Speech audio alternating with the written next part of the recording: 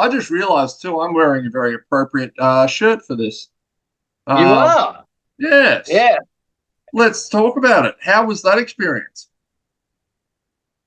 Honestly, an unforgettable experience. Like growing up as a young drummer, I got into Pantera exactly at the point where I knew I'd never see Pantera.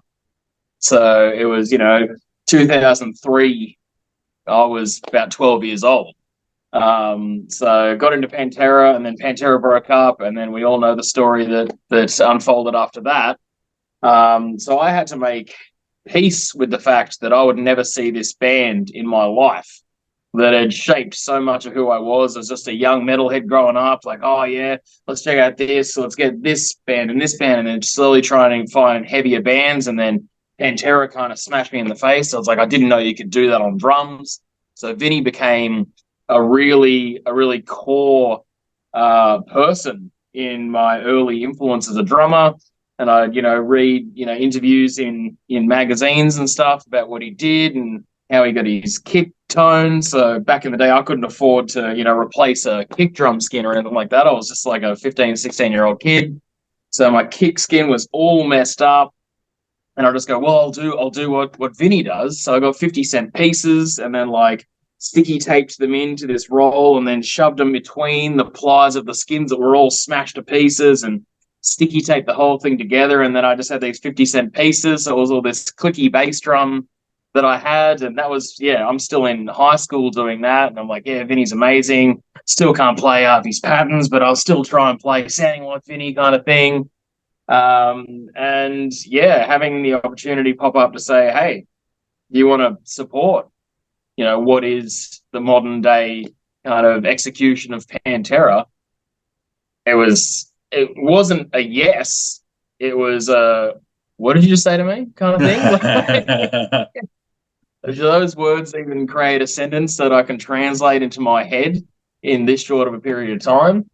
So having that and just the honor of being the first band to support Pantera since 1996 in Australia, it was just a mind-blowing moment for myself, and it kind of really justified all the work I've done over the past 20-odd years playing drums. It kind of really came to a head there. It's something that I'll take with me forever. They just had that effect. They were the band that, so 1995, I was 10 years old, and two very, very key things happened very close together. First was seeing the video on Rage for Fear Factory's Replica, and the second was hearing Primal Concrete Sledge for the first time at one of those in-store things, listening to Cowboy, because someone had told me to check out Cowboys from Hell. And I can still vividly remember standing there with those big, stupid, smelly headphones on, looking at the thing, and that fucking kick drum kicking in, and the hairs on the back of my neck standing up. And all of a sudden, the guitar, just that, I'd never heard a guitar played like that before. Yeah. And that was it. Yeah, I was ruined forever. No, it was the same song for me, Primal Concrete Sledge, which I just heard the drumming and I couldn't decode it. I couldn't figure out how it was possible to do that. And that was the song, that whole, the kicks are going, then he's got the whole fill running over the top, but with a hi-hat keeping time in the middle with a hand. I was like, how many hands has this guy got? Well, I just couldn't figure it out. And probably now I'd have to sit down for about half an hour just to decode it again and see if I can even do it. So, mate, so speaking of things that came from Texas, you went to Texas recently to record a new album with Machine. We did. Now, tell me about it, because I've been cranking your previous one from 2019. That's a long time between drinks. How's it sounding? Well, we say it's a long time between drinks, but have the last 3 years really counted, Yeah. Like, I think about 2019 and it's like, that was like a year and a half ago, right? And then people go, that was it was a bit ago. That was 5 years ago. And I'm like, you can shut up, actually, about that. But It was a moment because this is the first full length that I've recorded with Black RHENO as well, and written and recorded with Black RHENO. So it was kind of this funny moment where we got together and they basically hired like a death metal grindcore drummer, basically, and then slowly were saying, no, we needed more groove, we need more rock and roll. It was just like this hilarious, two-sided thing where it's like, let's get a drummer that plays in all these crazy bands, but let's make him play rock and roll and it'll be really funny, But it's really worked because it has a quiet intensity about it, It's still, big fat riffs coming from Nano with these absolute wall of guitars behind me. But it's kind of we've attempted to create, hard rock and roll, but still make it balls to the wall, make it still heavy and sludgy, and to appeal to the, the doom crowd and appeal to like the hardcore scene. So we've still taken all of those, little influences that Black RHENO is known for having, but rockified it a bit and made it, a little bit more catchy, like harkening back to Numb Nuts era where, that was a super catchy track, and there's a few in there like that. So we're getting back into the let's get people dancing, but with like a happy frown on their face. Yeah, I noticed that. I was just listening to your EP. I think it's called "Let's Start a Cult." Yes, and there's some groovy shit, right? Towards the back end of that. I remember just being, oh shit, listen to this. Like, yeah. Yeah, those guys have been groove lords from day one. I think that's what got them together. It was just Ryan heard an insanely groovy riff and he was like, you're my friend now, all right? You're my friend. Yeah, it was an awesome experience getting to work with Machine. Again, like it's two things within a year that I never could have conceived of as a teenager. Like I grew up listening heavily to Lamb of God, and he's the guy that produced and engineered Ashes of the Wake and Sacrament. Like those CDs don't even work anymore. I've spun them so many times. And to be in the same room with this guy and working with him and, getting to be just buckled down in that barn, and it's just a very unique kind of bubble. It's like nothing existed outside of it. Everything that mattered was inside that bubble, and we were just locked in. This is the same guy that got Randy Blythe to run around the block with a cigarette in his mouth. That is the man. Run into the booth, yeah. Yeah. As far as like producers go, he's left of center as they come. Like nowadays, everyone, we're all learning from the same resources, right? Like we've got the internet's provided everyone with this huge array of opportunity to learn and take skills and share that learning. Where this guy's been doing it forever his own way. So I've worked in lots of studios as a drummer, and I'm like, yep, this is how they do it. We do that and then that, and we do it like this, and this is how it happens, and it's all like meticulously done. We get in there, and he's just working on brutal instinct. He just knows what he wants, and he figures out how to achieve it. It was really cool to watch. Randy, too, still has, to this day, the coolest vocalist run out on stage I've ever seen, and that was 2012 Melbourne Soundwave. And, they were touring Desolation at the time. So, opens with the, and there's that incredible drum. And then right as his vocals kick in, he comes sprinting on stage with a ciggy in his mouth, puts a foot up on the monitor, drags off the rest, flicks it into the crowd, like cigarette, this raw cigarette smoke all over his mic. And I was, holy shit. Proper rock star moment, yeah. Yeah, see, it all came from that training back in the machine shop, It's like, actually, this works really well. I'm going to do that from now on. Why name the tour Who the Fuck is Black RHENO? Well, as you said, it's been a few years. The scene's dismantled and reassembled itself multiple times. Who's still around? Who's still making music? Who's given it up and changed careers or they've left it alone. It's kind of, we want to mark our point basically and say, like, this is who the fuck Black RHENO is.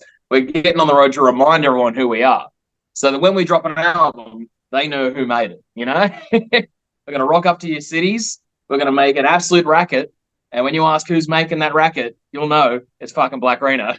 Oh, I'm honestly absolutely pumped. This is who when it comes to live performances, who do you think who sets the bar really high in your eyes? Like, who are some of the best live bands that you know of? Man, live performances, live bands. It's a hard question, honestly, because I'm always just so rapt to be amongst it. Because it's you know the feeling when you're right at the front of the stage and you're taking it all in. There's a few bands that I know from like, earlier days and things like that. One of the funniest times I've had watching a band is a band called Life Pilot from Adelaide. Mm-hmm. And they're just a bunch of overqualified jerks, right? They're just all so good at what they do that it doesn't matter what they're doing on stage. They're rinky-dinking, they're jumping around and everything. It's like Dillinger Escape Plan, throwing their guitars around. Like, I love when people are just absolutely letting loose. And when people do that kind of thing, when you can tell they're just enjoying the pants out of being on stage, that's my favorite. Like, there's a certain stature to being like, we're on stage and this is really heavy and we're angry about our music, but I just get a kick out of bands that look like they are having the time of their lives, because I know how it feels when you're having a really good show. You're not angry about it. You're absolutely loving the night. So that's why we're always dancing and mucking around with each other and like playing pranks on each other on stage, whether or not it's a detriment to the music. Like, if you're having fun, it responds and reacts really well with the crowd. So whenever I see a band having the time of their life, that's when I'm having the time of my life. There was a really wonderful moment. I was at Monolith, which is a prog festival that they had together. I'm not, all over prog music, but I was watching Pliny. I don't know if he's all instrumental, incredibly. Yeah, no. A lot of my background is post metal and progressive metal and stuff like that. Yeah. So yeah, I very much know Pliny.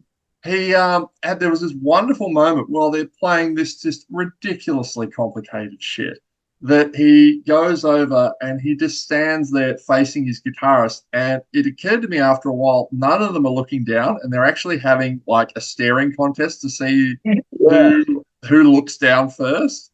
And the other guitarist won. You can just see them laughing about it. I'm like, that's awesome. Yeah, it's that kind of thing. When you're so locked into it, you're just like, well, we need to find different ways to keep making this harder, right? Yeah. When you do it for too long, you don't want to get on stage and go through the motions, because the crowd's not going through the motions. Why the fuck should you go through the motions? It should be a unique night every night. So whatever you need to do to really amp up the energy and make it more fun for yourselves on stage, the more fun everyone else is going to have. That's why, you've got that story now, because you're like, they were having a great time. Yeah, so now 100%. That's the thing you talk about that show, right? Yeah. It's the one thing that is just always stuck out to me. And I just love it. Going back to like some of were there ever any kind of formative gigs that you had, like the first few gigs that you went to, either when you were underage or when you were of age, that had a huge impression on you and maybe made you go, fuck yeah, I want to be a drummer? There was a few. Like I already was kind of playing drums. Like, I didn't start playing drums as early as I wish I did, but by the time I had the opportunity to go to shows, I was already a drummer, but definitely not anything close to a decent one. There was actually quite a decent music scene back in the day for thrash metal on the Central Coast where I live, and they had all ages shows, which is amazing. And there was a band called Black Asylum from around here back in the day, and they were awesome. Just like raw, it was like metallic thrash metal, a little bit of prog influence, but especially the early stuff, it was just driving really fast. I go to the Erina Youth Centre under a library and just shake my short-haired head until my neck couldn't move anymore, you get picked up by your mum after it, and like, how was the show? Like, what do you reckon? I can't move. Seeing that kind of thing, but then in that same spot, I had the opportunity to see Psychroptic in that youth centre as well, and I was like still a young, small guy, so like I was with these big beefy dudes that just like sat me on the stage basically to go watch this, and I couldn't believe you could do that with drums. Just watching them go for it, like the guitarist is going ballistic, the drummer's just relentless, it doesn't stop, and it was just like okay, well, if he can do that, I can play Lamb of God for sure. Like things like that, and then like we had youth centre shows on the other end of the coast where I got the opportunity to see Bleeding Through and Between the Buried and Me, As Blood Runs Black played that same show as well. There's just all these guys that were just like killing it. Like Between the Buried and Me had just released Colours, so it's quite early on, and just seeing how they were able to like conceptualize an album so complex, but it just made so much sense was really, really impressive to see. So by the time I was, standing on stages, I was like, you know what, I really like this side quite a lot. I'd like to keep doing this. I love that you mentioned Psychroptic, because they have the rare honor of being the only band I actually have scars from seeing. I actually have several scars underneath this arm because I saw them in Tasmania where I grew up, and I was crowd surfing, which again, when you're 6'7", never a good idea. And I got dropped on a broken bottle. And I was was so shit-faced drunk, I didn't even notice until the next morning. And I woke up and looked at my bed sheets and it looked like an episode of CSI. And I'm like, what the fuck? And I literally had open wounds under my arm. He's under there as well. Far out. I mean, talk about taking home a souvenir, but, you left one as well. Yes. No, yes, I would have rather left that souvenir there, but what do you do? Yeah. Oh, that's gnarly. No, I'm happy to say that I rarely look after myself at music events, but I'm yet to come away with a serious injury, which is good. Usually because I'm also playing the so. Yeah, you can't really get that written off when you then have to load your drum kit into a van. Exactly. Kieran, thank you very much for your time today, man. This has been rad, and I will be seeing you in Brisbane. Easy. I'm looking forward to it. No, and probably at a venue named after yourself, right? Like, yeah, I hope so. I think it's Tomcat is where the venue is. Oh, it is. There we go. Yeah. Wow. We're revving up. We always have a good time up in the Great North. So we're ready to rip it up. Easy. I'll see you there, man. Have a great day. All right. Take care. Can't wait.